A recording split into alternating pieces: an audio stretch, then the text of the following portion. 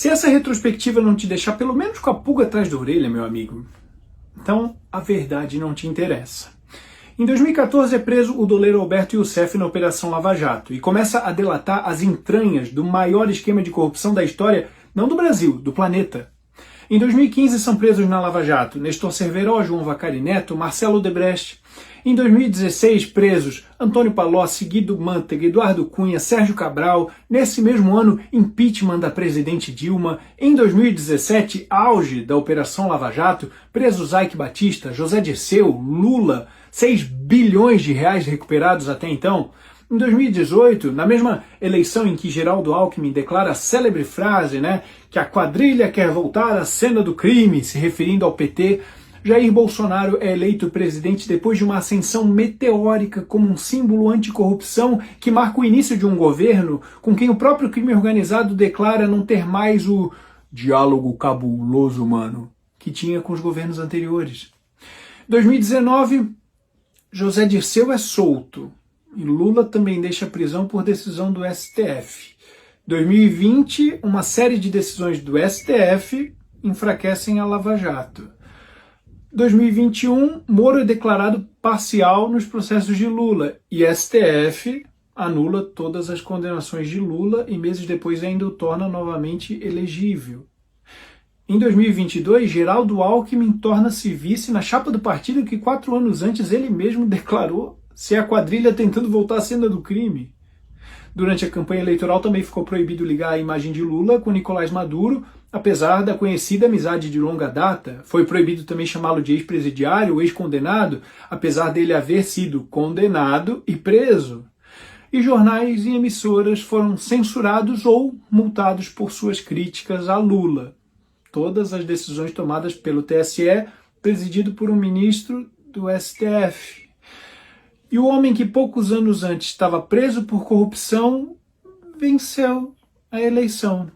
2023 começa com a prisão de centenas de manifestantes por tentativa de um golpe sem armas, sem exército, em uma invasão a instituições vazias. Deltan Dallagnol, ex-coordenador da Lava Jato, tem seu mandato cassado como deputado federal.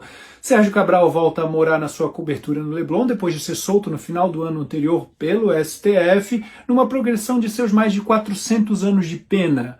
Nesse mesmo ano, o STF também anula a condenação de Eduardo Cunha por corrupção passiva e lavagem de dinheiro, enquanto Bolsonaro se torna inelegível por se reunir com embaixadores, também pelo STF.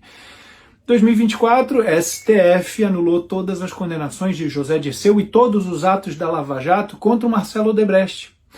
2025, Marcelo Bretas, também ex-juiz da Lava Jato, sofre a mais severa punição para um juiz, aposentadoria compulsória, e STF anula todas as condenações de Antônio Palocci, zeradinho. E ainda em 2025, a STF determina a Bolsonaro o uso de tornozeleira eletrônica e proíbe a sua utilização de redes sociais, entre outras medidas, pelo golpe que nunca aconteceu.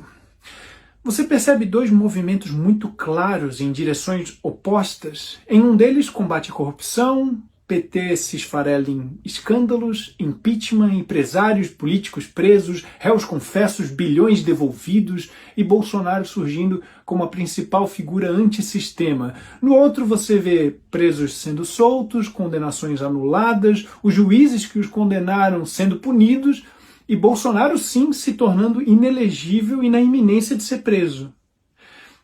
Você entende que para um movimento ser verdade, o outro precisa ser uma série de narrativas falsas?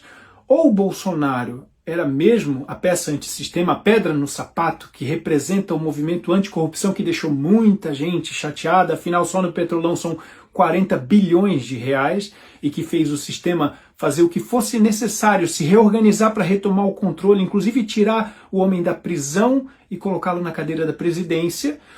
Ou esses pobres políticos, empresários, empreiteiras, Partido dos Trabalhadores foram todos injustiçados, tiveram suas condenações anuladas porque eram perseguidos políticos.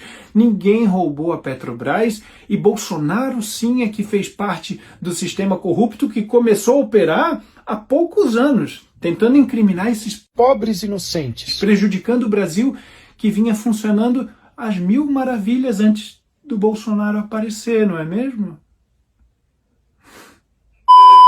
Se gostou do conteúdo, me segue em @paulosouza.oficial para ajudar meu trabalho a crescer.